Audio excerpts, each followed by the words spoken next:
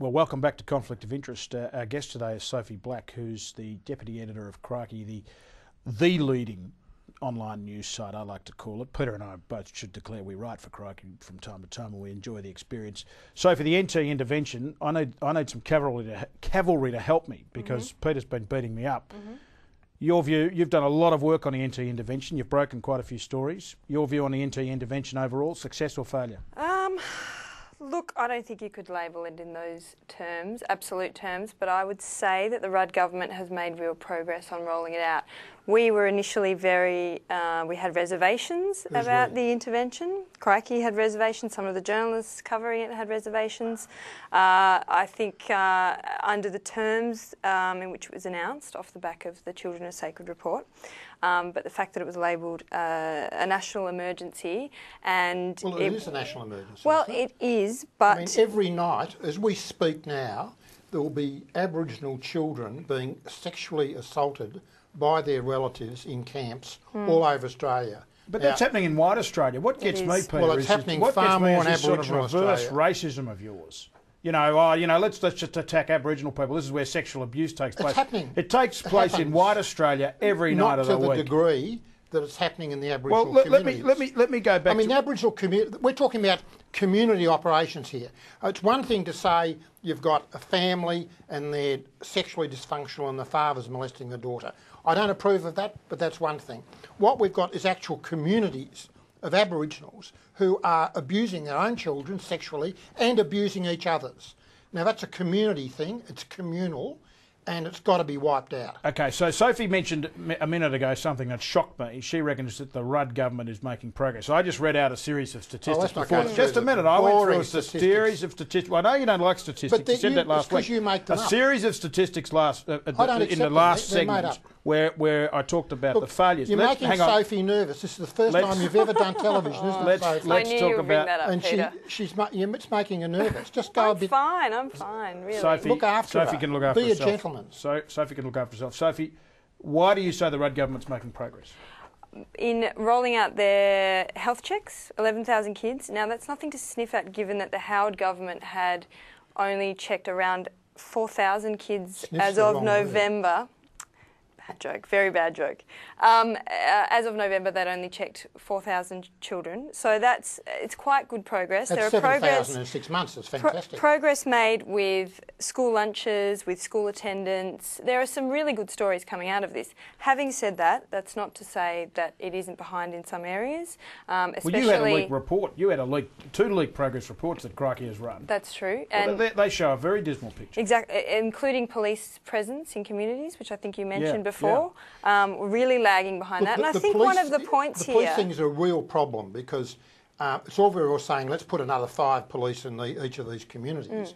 But Victoria can't even get enough police. I mean, where are you going to get the police from? It's useless getting coppers off the beat in Victoria to go into Northern Territory. I mean, they're just going to think they're all a bunch of abos and start beating them or something. I mean, well, at the moment, I think a group of South Australian police would just return back to... I thought you were going to say South African from No, South Australian police have just returned back to South Australia after their posting, and I believe they've been replaced with federal police. Yeah. So whether or not that is a sustainable measure, it really clearly isn't. The federal police have got no idea. I mean, look at Hanif. I mean... But let's just go back a step. The philosophical principle here was essentially a military-style takeover of various parts of Australia. Yeah, a strongly coordinated movement into...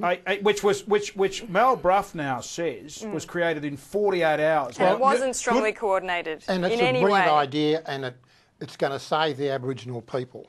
Do you agree with it, Sophie? If it's carried through.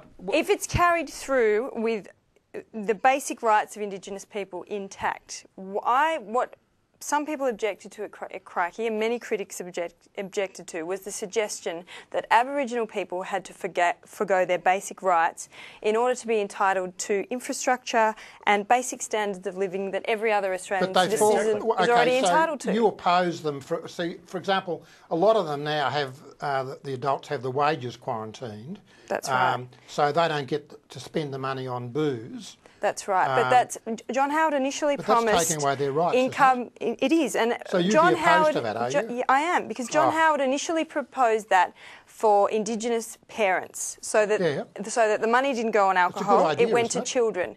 He went back on that, and in the end, the income under welfare recipients was quarantined for all Aboriginal people, regardless of whether they had children or not. Now that is just a clear case of racial discrimination. No compensation for taking your land. But there's a new government, isn't there? It is, and they have legislation in place to change that. We know you're addressing They're looking to redressing that. They have legislation in place. They haven't had the numbers, and I believe it's still in the House of Reps. All right, but as is land acquisition, which again is a clear breach of human rights. Clear breach. Where did they get the land from in the first place? Taking away What? people's land without compulsory requiring land. How was it their land? We got terra nullius now. We don't want to go down the Mabo. We don't want to go down the Mabo path. It's Australian I want to ask Sophie about the role of the Australian Crime Commission in the Northern Territory, which Peter I know has some interest in, and I have some interest in.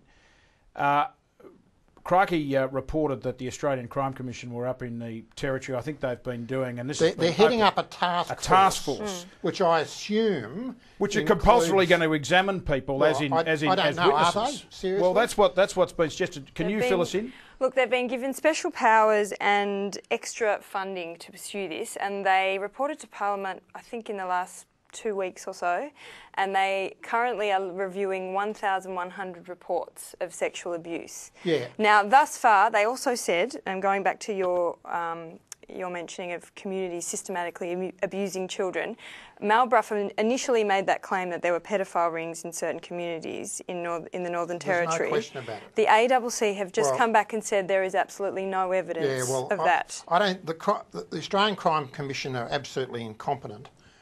So they would be the last people. The federal police are useless. The ACC is incompetent. The federal, we live in anarchy. No, but we don't have good federal policing. You should be running it. I'd make it work. Well, no, who do you suggest? Who would be better placed? I think they need to train either police officers or quasi-police officers, law officers, including sober Aboriginals, if I can say that, to be that law in the communities, and that needs to be done quickly, and it needs to be done whatever the cost. Sophie, why is the AMA pulling out of this? The AMA was initially very supportive, the Australian Medical Association. Why is it pulled out? Look, the AMA are contentious. I don't think they represent all doctors. No, I understand that. It's politics. It's partly politics. They were accused of trying to make money off the intervention. Oh, you're joking. No. I'm stunned that doctors were trying to make money out of the intervention. Yes, but, But why should they play politics with Aboriginal children's lives? I don't quite understand that. Well, I'm with you on that one. Sophie, I have to stop you. Thank you for coming in. You've been terrific. And that's all for this segment. And we've had Sophie Black, who's the Deputy Editor of Crikey magazine.